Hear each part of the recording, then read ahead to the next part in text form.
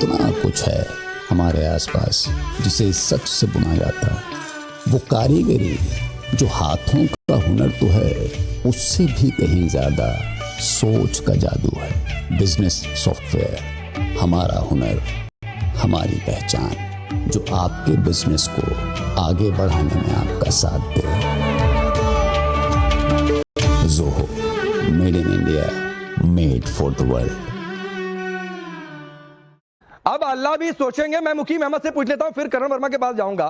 मुकीम भाई आप तो बड़ी कई बार बड़ी तार्किक बातें करते हैं। जरा आप कलेजे पर हाथ रख के बताइए, आपको ये लगता है कि आपकी टीम जीत सकती है? कलेजे पर हाथ रखे ईमानदारी से।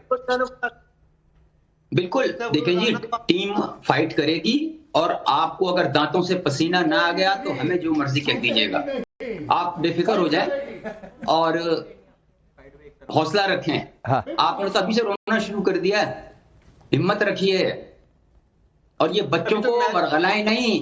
इनको ये झंडियां पकड़ा के बेचारों को वन साइडेड बात आप बता रहे हैं, असल बात नहीं बता रहे हैं। जो 3 बड़ी खबरें हैं वो इन जर्नलिज्म के स्टूडेंट्स को मैं बताता हूं आज कि आप इस प्रोग्राम की आड़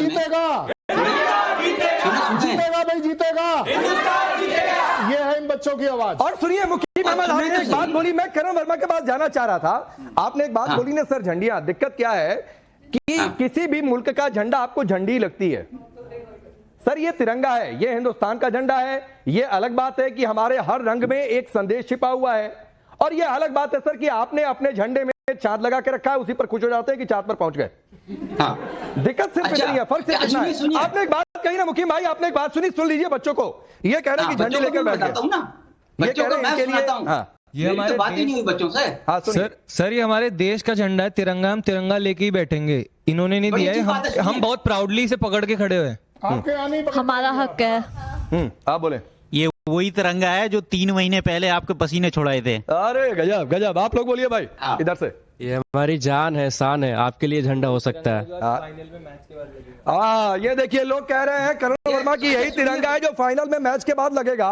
लेकिन करण वर्मा आप बताइए, मेरे से बात कीजिए जरा। आप बोलिए चलिए, अच्छा बोल लीजिए पांडे सुने, बोलिए। ये इस तिरंगे के नीचे आपने आज 3 खबरें छुपाई इन बच्चों से, इनको किस चक्कर में डाल दिया? कौन सी खबर? उत्तर प्रदेश में मौलाना तौकीर रजा और उनके 8 साथियों को गिरफ्तार किया, किस लिए? नहीं रुक जाइए, रुकिए हिसाब कर देता हूँ मैं, 1 मिनट हिसाब कर देता हूँ मैं, रुक जाइए। ये जिस रास्ते पाकिस्तान जाएगा उस रास्ते जाकर ठोकेंगे। बोलिए। अच्छा सुनिए, तो लद्दाख में क्या हुआ? लेह टाउन में सोनम वांगचुक को उठा के आप जोधपुर ले गए, और मणिपुर, नागालैंड और अरुणाचल में अक्सपा को फिर 6 मंथ की एक्सटेंशन दे दी कि आर्मी। तो भैया ये पाकिस्तान थोड़े नहीं है कि मैं मुकीम अहमद से पूछने जाऊंगा, भारत की सरकार पूछने जाएगी। ये हिंदुस्तान है जो कानून व्यवस्था के लिए चुनौती खड़ा करेगा, उसको उसी हिसाब से हिसाब देंगे। मौलाना तौकीर रजा ने, सुनिए मैं नहीं उधर जाना चाहता था। आपकी दिक्कत क्या है मुकीम अहमद कि आपसे मैंने पूछा कि कलेजे पर हाथ रखे बोलिए कि आपकी टीम जीत सकती है, तो आप पूरी दुनिया की बातचीत करेंगे, लेकिन इधर उधर की बातचीत आप जो है क्रिकेट की बातचीत नहीं करेंगे। आप मौलाना तौकीर रजा पर गए, मौलाना तौकीर रजा ने लोगों को भड़काया, जेल में बंद है, और मौलाना तौकीर रजा का इस देश के कानून के हिसाब से होगा। सोनम वांगचुक के एनजीओ की जांच चल रही है, अगर फॉरेन फंडिंग गलत तरीके से मिलती है उसकी भी जांच होगी और कार्रवाई होगी। इस देश में कानून की जद से बाहर कोई नहीं है। करण वर्मा, लेकिन इनको बात नहीं समझ में आएगी। एक लाइन का सवाल यह था कि बताओ भाई मुल्क जीतेगा कि नहीं आपका, उसके अलावा सारी बात की मुकीम अहमद। आप तो बीजेपी के स्पोक्स पर्सन है, अब आपको क्या कहेगा? मैं इस देश का प्रवक्ता हूँ, इस देश के 140 करोड़ लोगों का वकील हूँ। आपको इससे दिक्कत होगी तो होती रहे, मुझे कोई फर्क नहीं पड़ता। करण वर्मा आप बोलिए, रुक जाइए मुकीम अहमद। राकेश जी, आप किनको समझा रहे हैं कानून व्यवस्था और लॉ एंड ऑर्डर? यहाँ भाई जहाँ आटे की बोरी के लिए सब लड़ रहे हों, और मैंने सुना इरशाद भी उनमें से शामिल थे जो आटे की बोरी के लिए लड़ रहे थे। ये गन चलाएगा, आप सोचो जरा, इसको देख के आपको लग रहा है गन चलाएगा? ये आटे की बोरी में जो लोग लड़ रहे थे उनमें एक इरशाद भी था शामिल। और ये बात करेंगे मोहसिन नकवी, ये बात हमें बता रहे हैं, जो आदमी की इतनी हिम्मत, जो कह रहा है इंडिया को हम एटमी शक्ति से पूरा नस्ता नाबूद कर देंगे, वो जेंटलमैन गेम का वहां पे मसीहा बना हुआ है। नहीं वो जेंटल है, तो गेम का ये जेंटलमैन इनका, और ये बड़ा ही ज्ञान दे रहे हैं, हौसला रखिए। ये वही लोग हैं, हौसला रखिए। आपने घबराना नहीं है, नहीं आपने घबराना नहीं है। आप ये जो बल्ला दिखा रहे हैं ना, इस बल्ले का जो सिंबल होता था वो इमरान खान का होता था, वो आज तक जेल में पड़ा हुआ है इनका। इन्होंने बल्ला लॉक करके जेल में डाल दिया है। ये तो हालत है इनकी, और ये हमसे पूछ रहे हैं सोनम वांगचुक, और ये इनका दिन शुरू होता है, ये भारत की न्यूज पढ़ना स्टार्ट करते हैं। अच्छा क्या हुआ भारत में, क्या हुआ, हम यहाँ ये बोलेंगे यहाँ, क्योंकि इनके मुल्क में कुछ बचा नहीं है, मुल्क है ही नहीं, ये एक कबीला बन चुका है आज। कोई पॉकेट मार है, वो भी नहीं है, कोई लफंगई कर रहा है, पॉकेट मार और इन सबका एक मिलकर एक कबीला है। पाकिस्तान को आप कूड़ेदान कह लीजिए करण वर्मा, कोई फर्क नहीं आएगा, क्योंकि वहां सोच भी उस लेवल तक जाकर गिर चुकी है। आलिया, आप कुछ कहना चाह रही थी, जो डॉक्टर इरशाद, मतलब मैं यहाँ पर क्रिकेट की बातचीत कर रहा हूं, मैं ये कह रहा हूं बल्ले को बंदूक क्यों बनाए भाई? जहां बल्ले का काम है वहां बल्ले का इस्तेमाल करो, जहां बंदूक की बात है वहां बंदूक का इस्तेमाल करो, लेकिन ये चिड़ी मार वाली गन पीछे लेकर बैठे हैं और लग रहा है इसी से मैच जीत जाएंगे। एक बैटलफील्ड जो है वो बन चुका है ये मैदान, खेल का मैदान। अब इसमें जब बदला लेने की बात आती है, बंदूक की बात आती है, तो फिर वो क्रिकेट से बात बहुत दूर चली जाती है। लेकिन हमने ये देखना है कि क्या हमारे पास, पाकिस्तान के पास ऐसे प्लेयर्स हैं, ऐसा खेल आज होगा ये नहीं होगा। तो मैंने आपको ये बता दिया है कि ये दुआएं की जा रही हैं कि जो अभिषेक शर्मा है वो जल्दी आउट हो जाएं, और अगर वो खेलते रहे, यानी अगर तो ये देखा गया कि जी इंडिया ने जो है ना वो ओवर्स पूरे करने हैं, तो फिर तो कभी भी पाकिस्तान नहीं जीत सकेगा। आलिया, मैं आपको एक चीज आपसे पूछता हूं, आलिया जी, इस एशिया कप की शुरुआत से पहले मैच में भारत पाकिस्तान भिड़ते हैं, नो हैंडशेक होता है, तो उस पर बवाल मच गया, हरे हाथ नहीं मिलाया, टीम खड़ी थी, भारतीय टीम ने दरवाजा बंद कर दिया, उस दिन भी आपसे बातचीत हुई थी। अच्छा, उसके बाद हुआ कि अगले मैच में इस रेफरी को हटा दो, नहीं तो हम यूएई के खिलाफ मैच ही नहीं खेलेंगे। आईसीसी ने कह दिया $16 मिलियन भरो। अब $16 मिलियन का नाम सुन के ये भागे दौड़े, 1 घंटे देरी से मैच शुरू हुआ, ना रेफरी हटा, ना आईसीसी झुका, बेइज्जती इन्होंने अलग से कराई।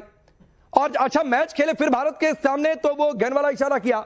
आपको क्या लगता है आज बेइज्जती पार्ट 3 में क्या होने वाला है?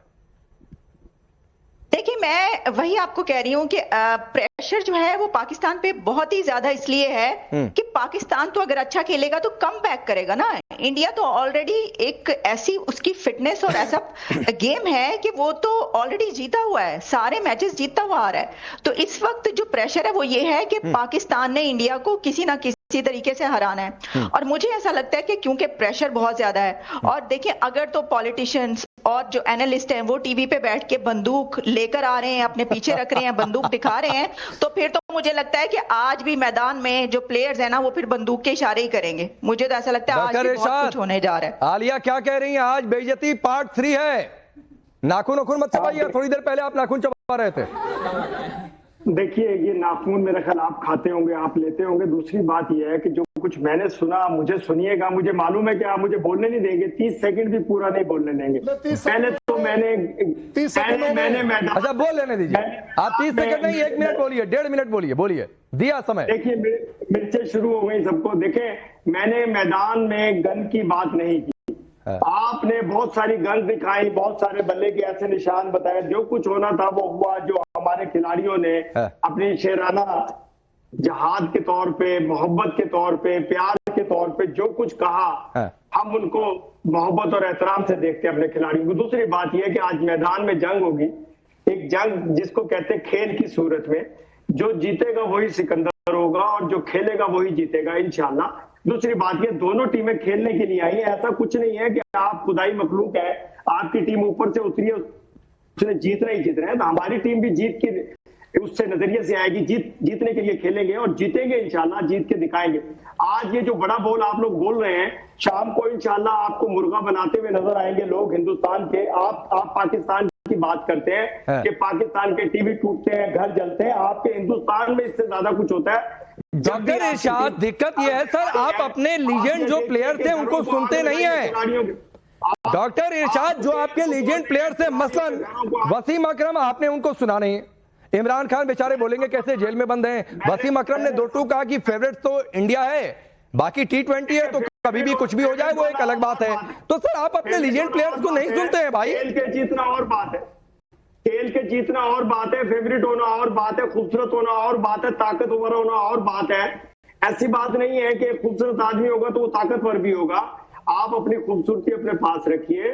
आज शाम को 3 घंटे बाद काहे की परेशानी। अरे भैया, क्रिकेट में खूबसूरत, और फिर डॉक्टर इरशाद आप गलत लाइन पकड़ते हैं भाई, आप गलत लाइन पकड़ते हैं। कर्नल शलन में आ रहा हूं, आरजू, मुझे नहीं समझ में आ रहा क्रिकेट के मैदान में खूबसूरती बदसूरती इसका क्या काम है। मैंने कहा कि भाई वसीम अकरम ने क्या बोला, शोएब अख्तर ने क्या बोला, आरजू देखिए, जो टीम अच्छा खेलेगी डेफिनेटली वही जीतेगी, और इस वक्त तक तो भारत ही अच्छा खेलता चला आ रहा है। हमारी टीम तो लास्ट 2 मैचेस जो थे उसमें भी बुरी तरह से हारी है। और अगर उसके बाद हम बजाय इसके हमें इस वक्त दावा की नहीं, दुआ की जरूरत है कि हमारी टीम को परफॉर्म कर दे, जरा इज्जत से आ रहे हैं। अगर हारते भी है तो थोड़ा सा फाइट करके हारे, ऐसा ना हो कि जाते ही हार जाए। डॉक्टर इरशाद आराम से पानी पिए, मैं बोल रही हूँ इतनी देर में। तो मेरा ख्याल है कि अगर ये क्रिकेट के ऊपर ज्यादा ध्यान देंगे, क्रिकेट को ज्यादा उस पे फोकस रखेंगे, खेल पे, तो हो सकता है अगर हार भी रहे हो तो थोड़ा सा टाइम लगा के थोड़ा फाइट करके आ रहे हैं। वैसे तो